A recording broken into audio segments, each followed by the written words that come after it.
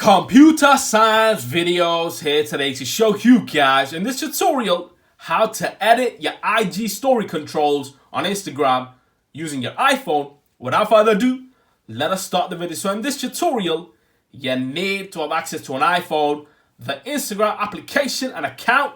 So we can now bring the iPhone into the frame, navigate to the Instagram application, click on Instagram, make sure you're signed into the account, go to your profile and then go to home, go to swipe right. We can post a story if required to. Go to the left top corner of the screen where we see the click wheel. And now we are able to change the story. Hide story from, close friends, which I presume is myself, my other account, yes. We can remove if required to. Allow message replies from everyone, people you follow, off. Save to camera roll, yes. Save to archive, yes. Sharing, allow resharing to stories, I'll say no. Allow sharing as a message, I'll say no. Share your story to Facebook, no.